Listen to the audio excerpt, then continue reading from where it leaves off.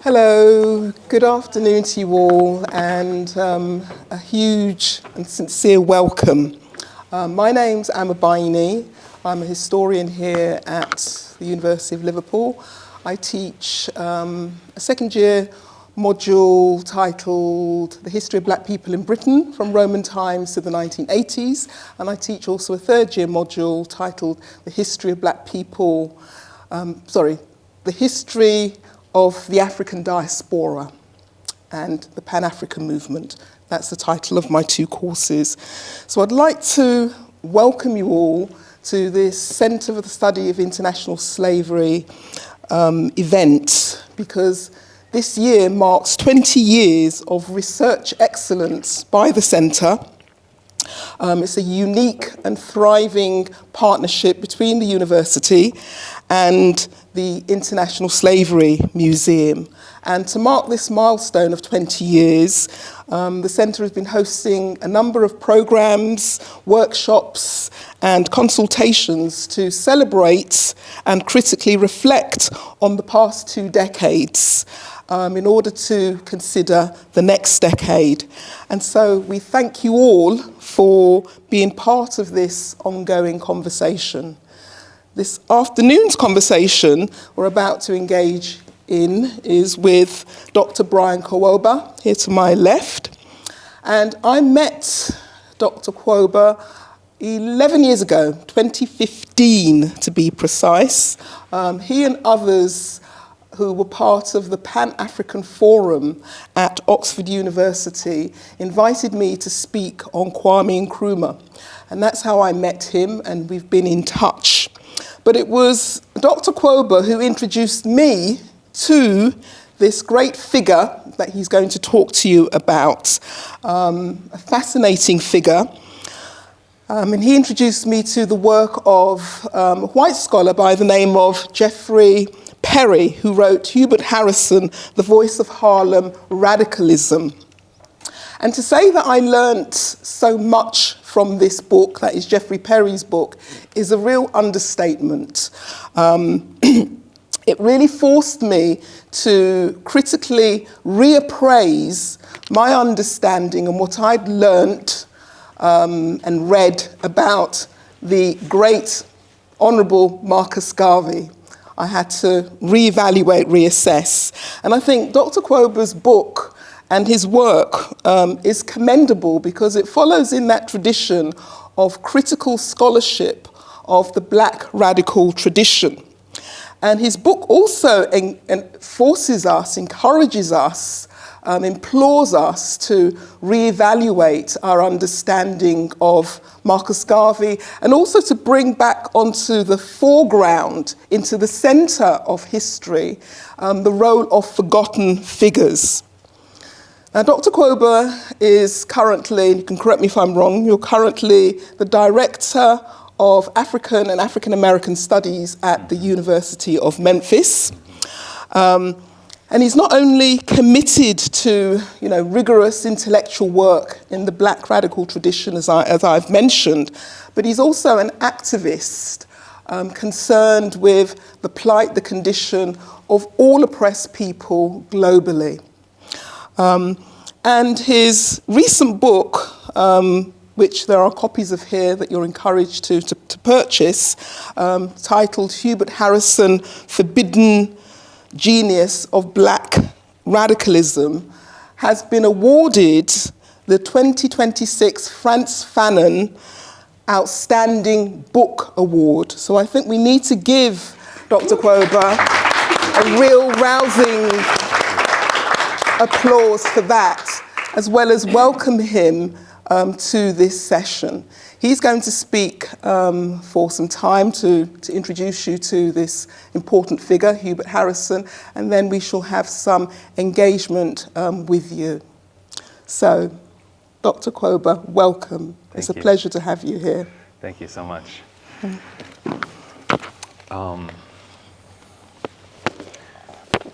Before I speak, I'm going to ask my friend and comrade Andre to come up and just share a piece to bring some arts and culture into the mix. That's it? Yeah, go for it. All right, I ain't got the mic. You can all hear me? Anybody got? Yeah, make a sign? All right. So, greetings in the name of I and I ancestors on whose shoulders we all stand. My name is Andre, and I'm here before my brethren Brian brings the knowledge, just to build a vibe and burn down Babylon quick. Does that sound good? Make a joyful noise? Yeah. Yeah, all right. Oh, give thanks, give thanks. So, I'm gonna clip that. Put it right there, Pangavi. All right. So, I actually similarly met Brian 11 years ago back in Oxford when me, Brian, and some of our Southern African comrades were marching through the streets, chanting down Cecil roads and all them dirty business and trying to bring about the decolonization of a space like Oxford, which was a struggle, as you can imagine. But one of the things we used to do to bring the vibes and make sure the ancestors in the space, we would chant Amandla away to. And that means power to the people in Kosa. So one time we're going to bring that into the space. So when I say Amandla, you got to say away to, all right? Amandla. Away to. All right, we're good, but we're deep in a Babylon. This is Liverpool, you know? All right, so Amandla. Away to. Amandla. Away to. All right, we're there. So when we talk about radicalism, the time is always now. The time is always now. So what me and Brian have in common is we like to study, but we put that into action, and it always has to translate into action. So that's what I'm going to talk to you about quick right now. One tune called Insurrection, inspired by Linton Kwesi Johnson's piece from 1981. So, one time. Yeah. The zoot blaze while my tune plays. I'm too saint with a screw face. See, it's hard to prove faith when it's doomsday. Still I run like I'm Usain in a fool's race with one shoelace tied tight to the other. I ride for my brother and my sister and all siblings. To this dirty corrupt system is all crumbling and sizzling. Tell my children that I tried till I couldn't. Tell my mother that she cried for a reason. Everything come in its time and its season, but only if we rise and we seize it, 'cause too long been wasted trying to find an agreement when it seems that the truth is irrelevant. They cut down the trees, call it fruitful development. Man, a lion in a room full of elephants refusing to reckon with the Jews of abusing our heritage. Now this gonna be a warm summer. This gonna be a warm summer. I can feel a storm coming. Maybe we should start running. No, it's gonna be a warm summer. It's gonna be a warm summer. I can feel a storm coming. Maybe they should start running. 'Cause there's nothing left to discuss. Leaves green like the ting guts. Glory to the Most High, I've been touched. How many summers if you only get to live once? I sit and wonder, count the clouds as they're drifting in. A former coward now envisioning a counterculture in the chrysalis. A butterfly will take flight when the time comes. Accountable to all who listen this. Ashanti blood in my capillaries. Capitalism who the villain is. See it clear like the waters of the Med, where the Frontex drones are recording all the deaths of our people fleeing wars Rome has launched under fraudulent pretense. Imperialist bloodshed is the cause and the effect. And these leaders, while we all applaud withdrawals of protection, like we don't see as we gonna be the next one. So make we intervene, insurrection, me tell them, it's gonna be a warm summer. Isis. Give thanks, give thanks. All right. Cheers, bro. Enough love, man. Enough love. All right, let's get some knowledge. I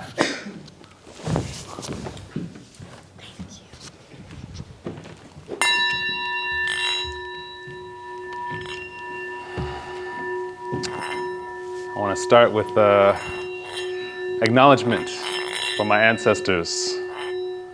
Musulongwa, Selina, Kwoba, Myra, Douglas, Jean, Bapi. I want to acknowledge all of your ancestors, those without whom it would not be possible for you to be here, in this place, at this time, the love of thousands. I want to acknowledge the lands that I am coming to you today from, and the original stewards of those lands, the Choctaw and Chickasaw peoples,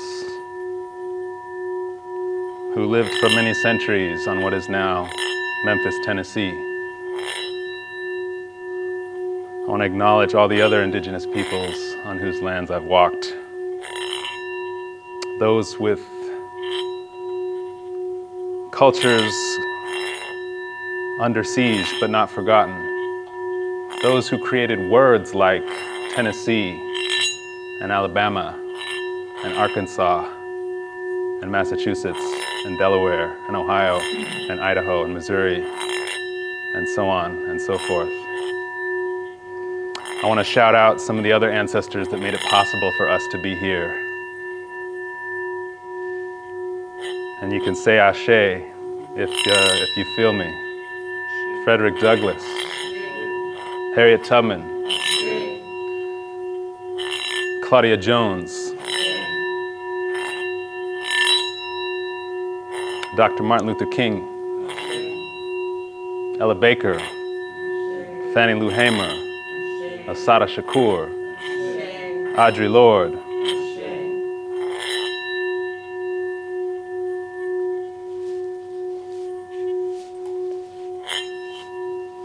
Hubert Henry Harrison. Anybody want to throw a name out there? Add one to the mix? Ashe. Ashe. Queen Nani. Ashe. Asante Nisana.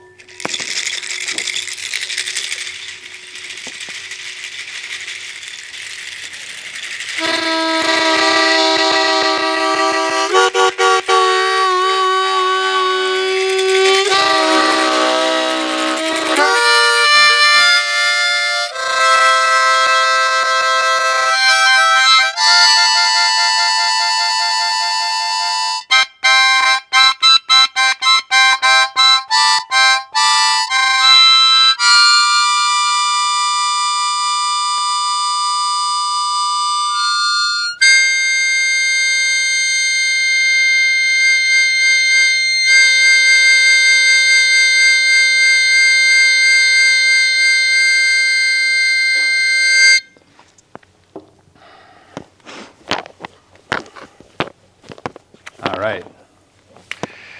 Wow, thank you so much for welcoming me to the University of Liverpool. I got a lot to share, and so I'll just jump right into it. So this is little me, way back in the day. I have a black Kenyan father and white American mother of British descent. Can we get the front lights off? Is that possible? I just feel like it'll be easier to see what I'm doing up here. So I share this because questions of race and identity and belonging have really been at the center of my story for my whole life. And so if we fast forward a couple of years, this was my very first protest, 2004, thank you. The 1-year anniversary of the Iraq War, when George W. Bush was also running for re-election, and the US was supporting mercenaries to go in and kidnap the president of Haiti and deposit him into the Central African Republic. Sounds familiar, right? Unfortunately. Fast forward another 10 years, and I was a graduate student at Oxford, where I met Andre, where I met Dr. Biney, and where we built the Rhodes Must Fall in Oxford movement. This is a picture of Oriel College, where Rhodes was an alumnus and gave money, which is why there's a statue of Cecil Rhodes right here at the top, above the cardinals and kings and other folks, right? And so we did a lot in Oxford. We had a Black Lives Matter movement while I was there. This is 2014. We had teach-ins outside of the Radcliffe Camera, for those of you who know Oxford or maybe have been there. We had a vigil for trans lives.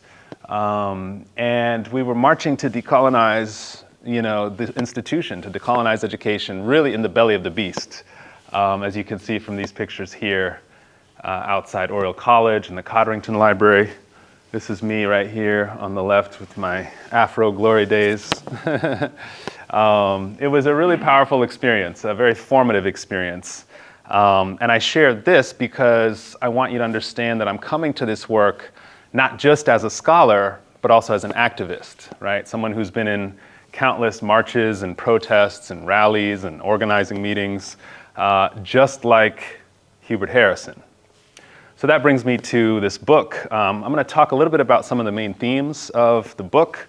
Harrison as a free thinker and a socialist and a black internationalist and a free lover. And then, of course, this question that inevitably comes up when people start to learn about Harrison, which is how has he been erased, all right, from history? And why don't more people know about him? Just to start with a quote from Harrison, bring his voice and his perspective into the mix. He said something very, very valuable about education. This is his message to the youth about education. He said, get education not only in school and college, but in books and newspapers, in marketplaces, institutions, and movements. Prepare by knowing, and never think you know until you've listened to 10 others who know differently and have survived the shock.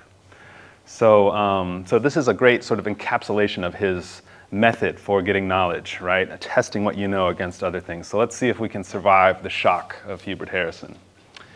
For those who don't know, Harrison was born in 1883 to plantation workers on the Caribbean island of St. Croix, what is now part of the US Virgin Islands.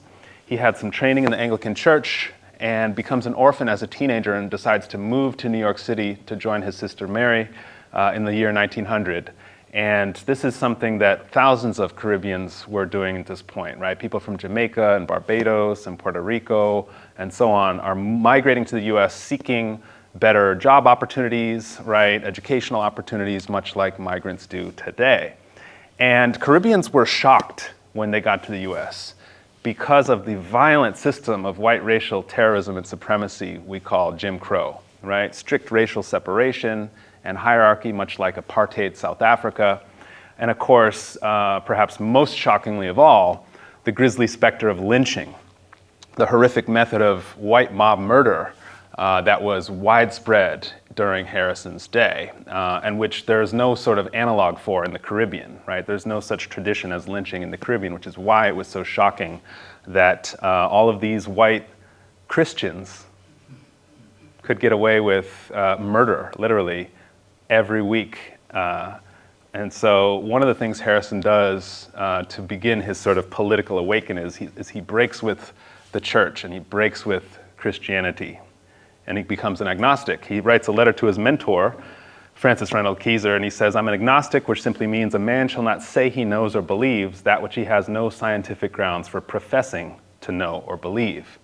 And in taking this step, which was quite unusual, right, for black folks in this time, right? Most black communities were deeply invested in the church, deeply religious. And so this is unusual. But in taking the step, he was actually joining part of a larger thing called the free thought movement. So here's a picture of the Truth Seeker magazine, which is one of the main publications of the free thinkers. As you can see from the masthead, it's a free thought and agnostic magazine. And here's a front page article by Hubert Harrison decrying the fact that church properties were not being taxed in the way that all other properties were being taxed.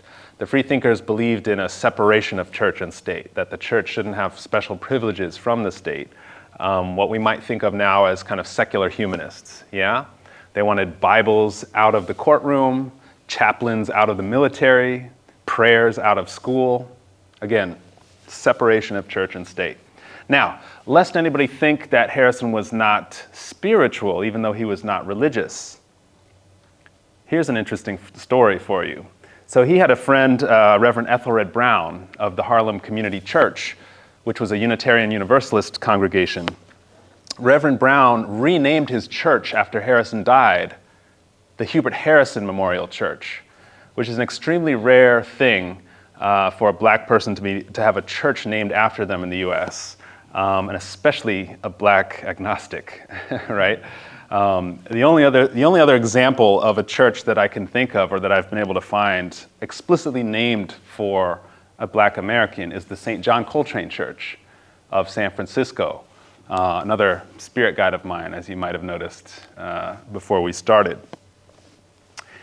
Now, this is the Gilded Age of the robber barons, right? You have these monopolists like Rockefeller, Vanderbilt, Carnegie, J.P. Morgan, who basically became sort of these dominant figures within their industry, within oil, railroad, steel, and banking. And of course, they got one of the things that helped Harrison wake up politically is the ways in which they got so rich by exploiting labor. right? So steel workers, for example, in the case of Andrew Carnegie and the steel mills. Child labor was perfectly legal in the early 20th century, yeah? And then when we're talking about, African-American labor, one of the things that is emerging in this period is convict leasing, right? Where they would literally arrest black people for some flimsy charge and then lease them to companies to do work. As you can see from this picture, one of the things I love to ask my students in this picture, can you see the robber barons in this picture? No, maybe? Usually they say, oh, these guys up here, like in the background? No, those are not the robber barons. But what are these guys building? A railroad, right? Likely to be owned by Vanderbilt. And what are those railroad ties made of? Steel, right? Most likely to be owned by Carnegie. And what's powering the train as it moves along the tracks? Coal, oil, fossil fuels, right? Likely to be owned by Rockefeller. And who's providing the finance capital for railroad construction and development? People like J.P. Morgan, right? So the robber barons are very much invested in the devaluation of black labor, right? And I tried to write this book in a way that the history would speak to the present, because the robber barons of Harrison's day are really just what we would call billionaire oligarchs, right?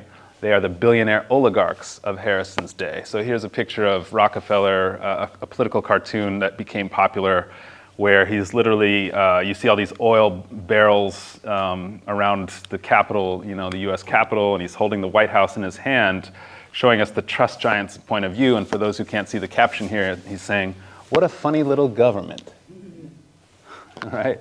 Showing not only the economic power of these guys, but the political power, right? That they were able to influence policy and government.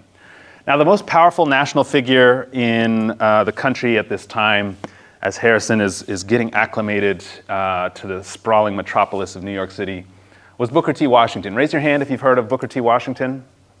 Okay, nice. Yeah, I assume many of us would have heard of this guy. This figure was literally wined and dined at the White House by President Roosevelt, as you can see from this slide. And the way that he got so prominent was by founding the Tuskegee Institute, which was an industrial school for African Americans, basically training them for sort of trade-level education. And the other thing about Washington is he counseled black people not to protest, not to march, not to fight for civil rights, but to basically just kind of keep quiet, keep your head down, and work. And so this is why he was supported by some of the robber barons. So here's a picture of the Tuskegee Institute faculty. And you see right in the front row, Booker T. Washington, right here. And right next to him is Andrew Carnegie, right? Because Carnegie and Rockefeller were donating money. They were some of the big donors to the Tuskegee Institute and to Booker T. Washington. So Harrison had a comment about this. He said, the prevailing social philosophy among Negroes, that which white capitalism will pay to have them taught, is one of submission and acquiescence in political servitude. Speaking to the ways in which he saw that it was no accident that these robber barons were funding the Tuskegee Institute, which was putting out a very conservative sort of political and philosophical message.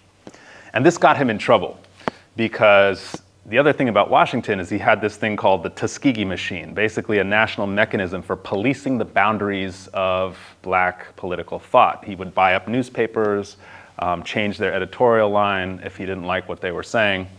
And he had a whole sort of system of patronage and lieutenants who would help him enforce his particular will. And so Harrison becomes a victim of the Tuskegee machine. Here's a letter from Charles Anderson, one of Booker T. Washington's lieutenant, writing to Washington. He says, do you remember Hubert H. Harrison? He's the man who wrote 2 nasty articles against you in the New York Sun. He's a clerk in the post office. The postmaster is my personal friend, as you probably know. Harrison has had charges proffered against him, and I think he's liable to be dismissed from the service. Can you see the hand? I think you can. Please destroy this, that it may not fall under another eye. I will attend to Harrison. And sure enough, Harrison lost his job as a postal worker because of his criticisms of Booker T. Washington. Now, far from disciplining Harrison, it actually just fueled his radicalization. So the next thing he does is he joins the Socialist Party as a full-time organizer. And this is the heyday of the Socialist Party, where people like Eugene Debs ran for president on the Socialist Party ticket and won 6% of the vote in 1912, which was the highest any socialist presidential candidate has ever gotten. And he did so by saying things like this: "We demand the machinery of production in the name of the workers and control of society in the name of the people. We demand the abolition of capitalism and wage slavery and the surrender of the capitalist class." Now, Harrison not only campaigned for Debs, as a Socialist Party organizer, but he also made his own unique contributions to the socialist cause, both in theory and in practice. So in theory, he writes this series, Socialism and the Negro, which is all about sort of how capitalism was using racism to divide the working class, right, to pit white workers against black workers and prevent the kind of unity and solidarity that would threaten the system. And also this idea that the party needed to make itself relevant to black people by speaking to their specific needs and issues and grievances, like lynching, like Jim Crow, and the rest of it.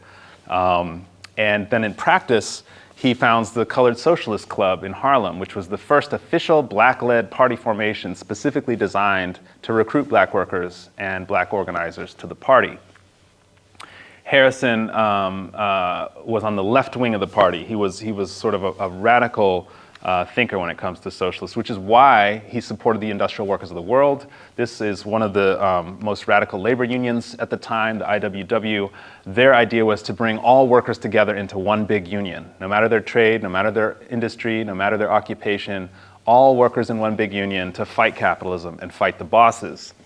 And they did some extraordinary multiracial organizing, for example, with timber workers, the Brotherhood of Timber Workers, which organized thousands of timber workers, black and white, into the same unions. This is why in 1913, when the Patterson Silk Strike kicks off, this is 20,000 textile workers, mostly Jewish and Eastern European women. Harrison is excited and he's supporting the strike. And here's a picture of Harrison, the lone black voice speaking to union halls filled with striking textile workers, alongside people like Elizabeth Gurley Flynn here in the middle, William Big Bill Haywood. These were some of the most radical labor leaders in the country at that time, okay, sharing the stage with Hubert Harrison. And we just saw a general strike in Minneapolis a couple of weeks ago against ICE, right? So I wanted to share some of what Harrison said to the workers on strike. He said, "We consider, whether right or wrong, every blow struck by labor against capital is a blow for labor. As for the Socialist Party, no one asked the Socialist Party to come into this strike. Let it stay out if it dares. In season and out of season, we socialists must go to the workers to hear what we must do. The revolution is not coming from above, remember, but from below, working its way up from the depths. We're not here because they invaded our rights. We have none. We never had any. We're working not to get rights, but to get might. And when we have that, we will have right." So you can see here Harrison's militancy, right? He's willing to criticize the Socialist Party for its kind of lukewarm attitude to the strike. He's talking about a revolution from below. And he's talking about not just fighting for rights, but power. Right? In other words, it's not just a struggle for better wages and working conditions. This is about building working class power, because if we can do that, then we can demand and fight for and win all the rights that we desire. To make a long story short, the party didn't like this. They didn't like that he was, supporting these wildcat strikes, and so they forbid him from speaking at party meetings. They reduce his pay. They smear his name in the party press for certain radical positions he held. He also held this position where he would defend some of his comrades that were advocating industrial sabotage. That was the idea that workers had the right to destroy the means of production if their demands are not met. And it was illegal to advocate that. And Harrison defended, so they didn't like that Harrison was taking illegal positions, right, in defending tactics like that. And so basically what you have is a white and middle class party leadership moving against a radical black and working class figure in Hubert Harrison, and so he has to leave the party. So all was not doom and gloom in this period, and I want to actually share some of the sounds and sights of Harlem, because it's actually becoming a very dynamic community in this moment.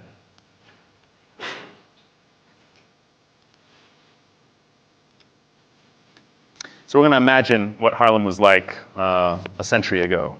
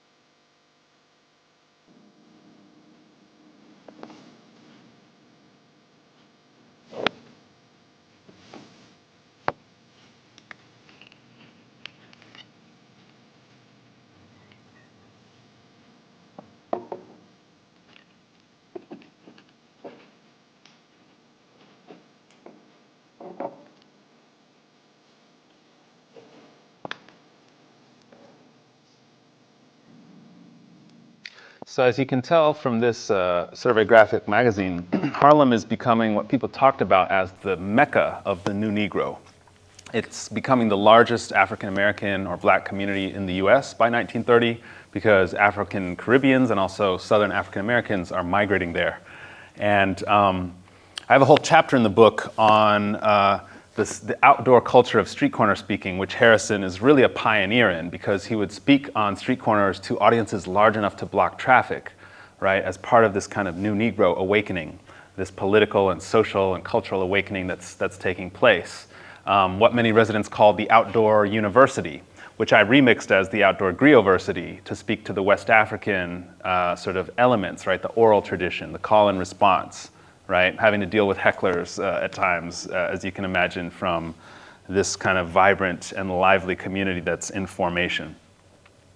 Now in 1917, oh, and by the way, I forgot to mention that Harrison would speak on a whole wide range of topics, right? Everything from the geopolitics of World War I, which I'll come to in a second, to ancient African history, to politics, philosophy, psychology, arts and culture, sexuality, all kinds of subjects, which again is why some residents called it the outdoor university.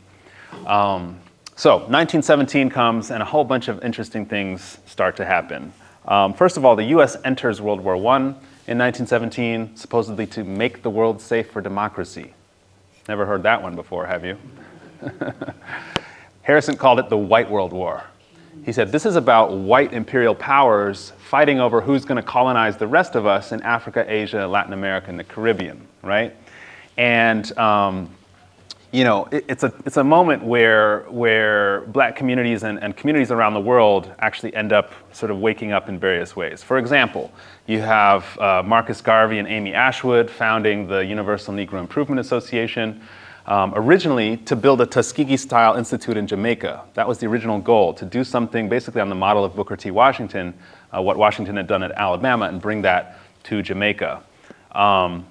Harrison founds the Liberty League of Negro Americans in 1917, which, as you can tell from this poster, the idea was to stop lynching and disfranchisement in the land which we love and make the South safe for democracy. You can see how he's using the government's own rhetoric about democracy, right, to try to highlight the lack thereof in the South. The Liberty League had a race-first doctrine, meaning it was of, by, and for black people, which I'll come back to in a second. It was building a mass movement. The initial meeting here advertised June 12th, 2,000 people packed this Bethel church in Harlem. Both African Americans and African Caribbeans combined in the same organization in ways that hadn't been done before. It had a black or colored internationalist politics, meaning that they supported the struggles of colonized peoples all over the world, and a tricolor flag, a black, brown, and yellow flag meant to symbolize the relationship of black people and other peoples of color internationally. And this tricolor directly influences the red, black, and green, which Marcus Garvey and the Garvey movement would make very popular. And the reason why is because when Garvey came to Harlem, he joined Harrison's Liberty League.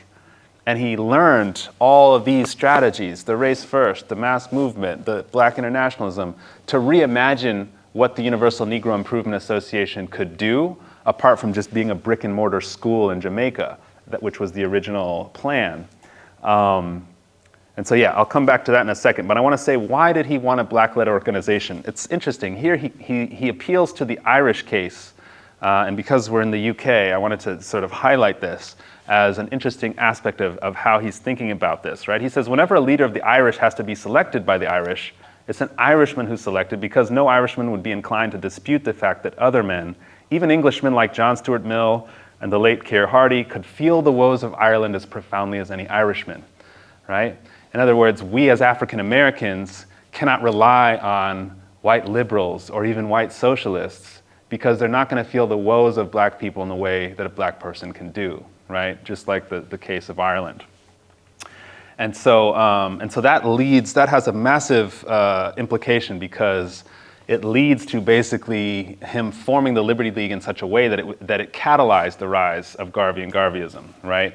I don't think we would have a thing called a Garvey movement if not for Harrison's influence on Garvey and getting Garvey to think beyond just a Jamaican school. And it becomes this massive organization, right, with branches all over the world, all over North, Central, South America, the Caribbean, Africa, Europe. The UNIA becomes the largest international organization of black people we've ever seen. And it influences a whole generation of African nationalists, people like Kwame Nkrumah, right, Jomo Kenyatta, Queen Mother Moore. Both of Malcolm X's parents, Earl Little and Louise Little, were active Garveyites in Michigan, where Malcolm grew up, right? Malcolm was reared in a Garveyist household. So this is a massively important movement. Du Bois has a regrettable response to the war. He writes this infamous editorial where he says, "Let us, while this war lasts, forget our special grievances and close our ranks shoulder to shoulder with our own white fellow citizens and the allied nations that are fighting for democracy."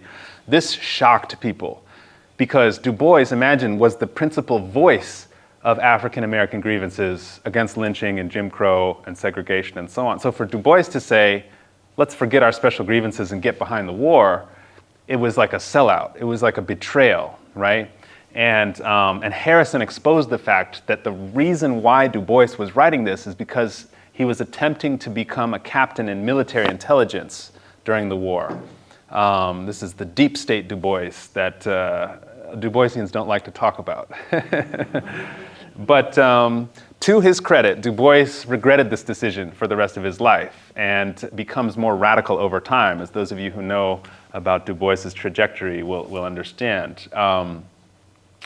Part of the calculus also here for Du Bois and anybody else during the war is state repression, right, which is real. The Espionage and Sedition Acts had criminalized basically any type of anti-war speech, much like we see today where people get arrested for holding a sign that says Palestine Action, right? Or in the US case, we see students, who are on a visa getting deported, right, or getting arrested or detained for opposing the genocide in Gaza and supporting Palestine. And so thousands of socialists, anarchists, and pacifists are getting arrested and imprisoned and deported during this period. People like Eugene Debs, who I mentioned, one of the sort of Socialist Party symbols, gets imprisoned for an anti-war speech, right? And Harrison does something very interesting to avoid this repression, right? Even the IWW, the Radical Labor Union I mentioned, they were raided, a bunch of them were arrested and detained. Harrison is able to avoid capitulation in the Du Boisian sense and also state repression. How does he do it? By saying things like this: America is in this war to win. The nation will brook no attempt to compromise its declared principles. The world, the whole world, Tennessee, as well as Turkey, must be made safe for democracy, and we must fight on until this end is accomplished. You see what he's doing? Once again, using the government's language to expose the democracy hypocrisy of the situation. And it's funny, there's some federal censors who made comments about this saying, certain Negro editors have a way of communicating seditious ideas without actually uttering seditious words. It's not a bad description, I guess, of what he's doing on some level. Now, this is a time of world revolution, right? Because you have the Russian Revolution in 1917, right in the middle of World War I, which is a massive and earth-shaking event, which I engage quite a bit with in the book because of the ways in which it's influencing and inspiring black radicals like Harrison. But you also have a whole number of anti-colonial rebellions throughout the world. The Easter Rising in Ireland, for example, uprisings in Egypt and Haiti, revolt in South Africa and Kenya, the Mexican Revolution, the Seattle General Strike of 1919, where the working class of Seattle basically took over the city and ran it in their own interest for a temporary period of time. And once again, Harrison is inspired by some of these world events. I'll just try to speak the ones that are closest to where we are right now. In reference to the Easter Rising in Ireland, Harrison urged black people to rise against the government just as the Irish against England, unless they get their rights. He says, in the British Parliament, the Irish Home Rule Party clubbed its full strength and devoted itself so exclusively to the cause of free Ireland that it virtually dictated for a time the policies of liberals and conservatives alike. The new Negro race in America will not achieve political self-respect until it is in a position to organize itself as a politically independent party and follow the example of the Irish Home Rulers. In other words, if African Americans in the North, who did have the right to vote, could actually come together as a bloc, they could, in certain areas, be the difference between Democrats or Republicans getting elected and use that strategic leverage to extract concessions, right? Much like the Irish had been doing in the British Parliament. And here comes his most bold sort of call for a colored international. He says a call should be issued for a Congress of the darker races which should be frankly anti-imperialistic and serve as an international center of cooperation from which strength may be drawn from several sections of the world of color. The Congress should be made up of those who realize that capitalist imperialism, which mercilessly exploits the darker races for its own financial purposes, is the enemy which we must combine to fight. Right? And so this idea of, again, linking up all the colonized peoples of the world, including the Irish, in this colored international was a kind of complement or supplement to the sort of European internationalisms of the Third International, for example, the Communist International, which was linking up communist parties in Europe to fight the system in particular ways. Now, chapter 6 is definitely the most controversial, but I think the most generative chapter of the book. It's called Black Free Love Politics and the Queer New Negro. Raise your hand if you've ever done archival research of any kind. Okay, about half of you. So you know there's that moment, right, when you're in the archive and you find a document, just one document that like opens up a whole range of new ideas or questions or sort of a world of things.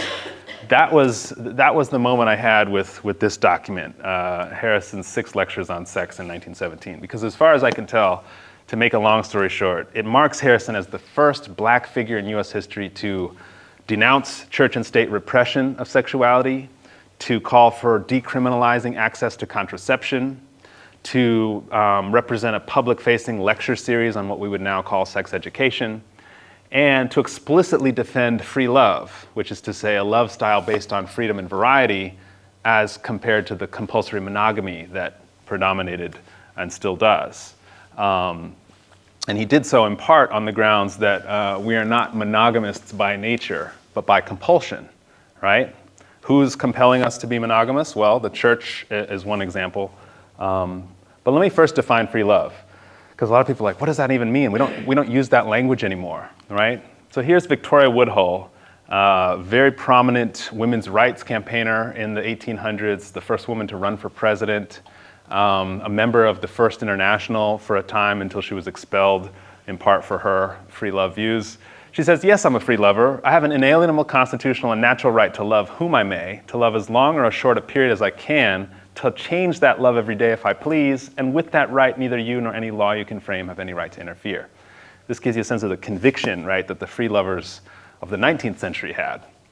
And you know, the blues women are another example, concurrent with Harrison, right, in the 20s and 30s, who are giving voice to similar themes in their lyrics, right? They're singing about women's financial independence, women's bodily autonomy, same gender relationships among women, right? Polyamorous relationships or non-monogamous relationships among women. And the context is really critical here to understand why this is so groundbreaking, right?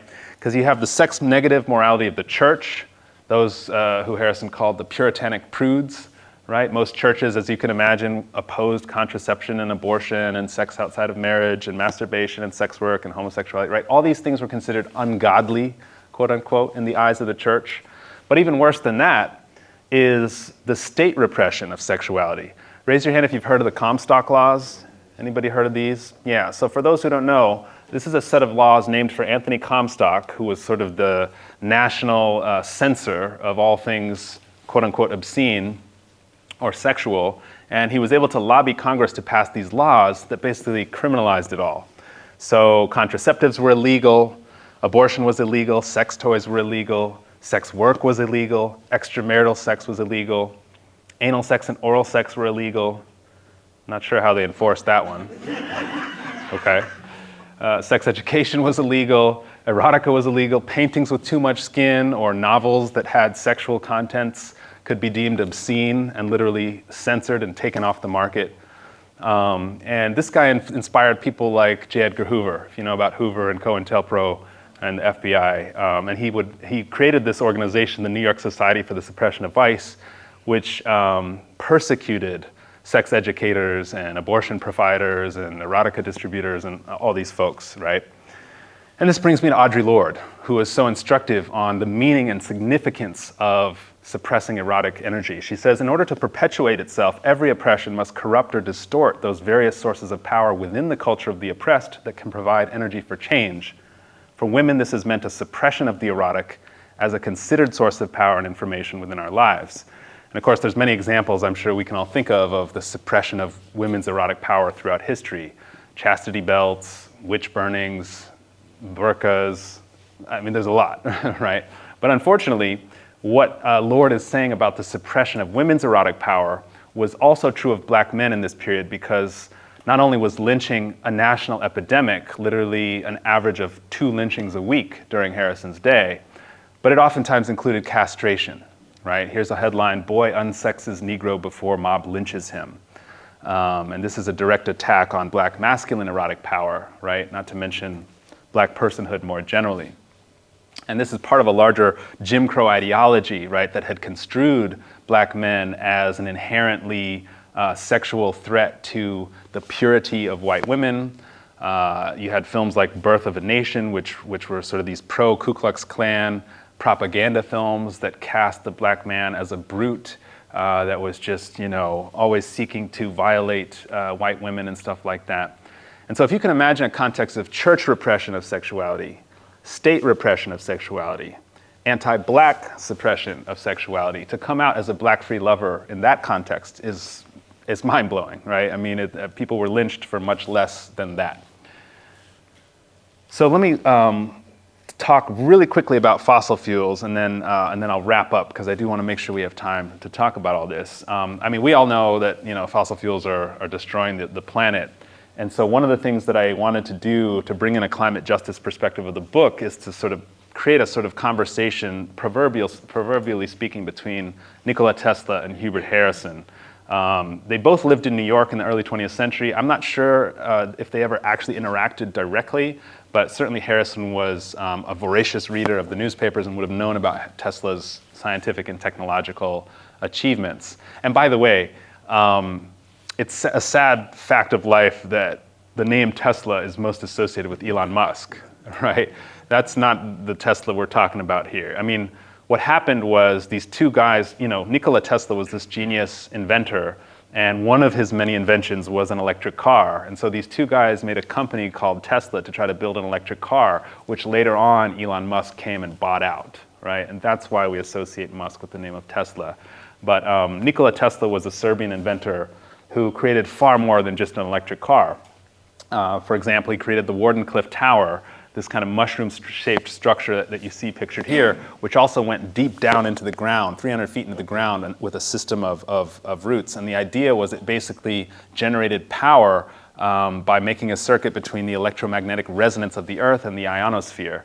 And he was initially funded by J.P. Morgan, one of the robber barons I mentioned. But once Morgan realized that Tesla's energy paradigm, this idea of transmitting free wireless power anywhere, was going to destroy the fossil fuel industry and all the coal mines and all the telegraph lines and all the oil, he basically stopped funding Tesla and was able to get a majority share of Tesla's wireless patents to block that energy system from coming into existence.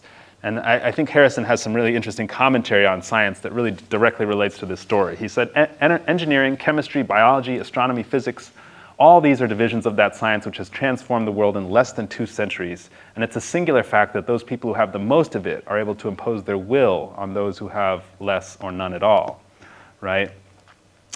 Speaking to the monopoly capitalist nature of control of science. He says, science and scientific things are not merely matters of book learning and colleges and high collars, but matters that concern you and me and the other 1,700 million humans down to the very root of our everyday lives. We cannot think ourselves out of their control, since they're responsible for the food we eat and the water we drink, the clothes we wear, the places we live in, the work we do, and even the ideas we have inside of our heads. So that really, I think, in many ways captures the ways in which, you know, the capitalist class has really colluded to block the development of alternatives to fossil fuels because fossil fuels are so profitable, right? And because there's so much money to be made. Not only they stopped Tesla's new energy system from coming out, but everybody after Tesla who did something similar, right? There's a history of energy suppression, which I don't have time to get into. But you know, Harrison is speaking to the ways in which that has functioned. So here's the inevitable question, right? How has Harrison been so erased from popular memory? Someone who did so much, who influenced so much, right? Who had such visionary thinking on so many things. And to make a long story short, what I talk about in the book is the ways in which his criticisms of individuals and institutions stung them and made them reluctant, if not, you know, averse to actually writing him into their history. So the Socialist Party, for example, right? Harrison makes these groundbreaking contributions to the party in theory and practice, but because he's critical of the party, they write him out of their origin story. They don't want to remember him. Same with the Garvey movement. Harrison has a decisive impact on the rise of Garvey and Garveyism, but Harrison becomes critical of Garvey. Garvey's authoritarianism, Garvey's financial mismanagement, Garvey's dreams of a black empire over which the sun would never set. And so the Garvey movement doesn't want to remember Harrison. Same with the Harlem Renaissance, right? Harrison says, the matter of a Negro literary renaissance is like the snakes of Ireland. There isn't any. What he means is not that there isn't interesting arts and culture coming out of Harlem.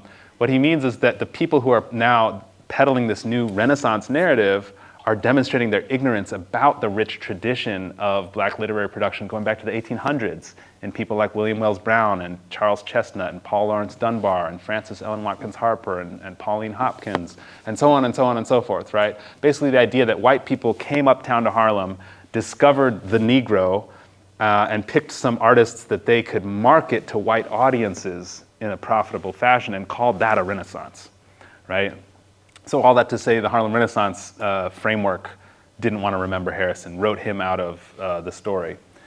Shout out to Jeffrey B. Perry. This is, as Dr. Biney mentioned in her introduction, this is the first scholar who did book-length work on Harrison, and I'm certainly building on the foundation that he laid. He has this reader, which is primary sources, and then these 2 volumes, biography of Harrison, which is really detailed and meticulous, but also at nearly 1,200 pages, not including footnotes.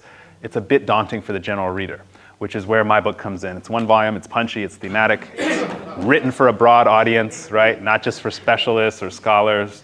And yes, I am now an award-winning author, so that's another reason to get the book, I hope. So yeah, last thing I'll just mention is that I am on a UK book tour right now. I am going to a bunch of places, I've been a bunch of places, so if you know anybody in Edinburgh, Strathclyde, London, Birmingham, the dates that are coming after today, please feel free to let them know that I'm coming soon to a venue near them. I will stop there and allow us to start to talk about this. Thank you so much for having me.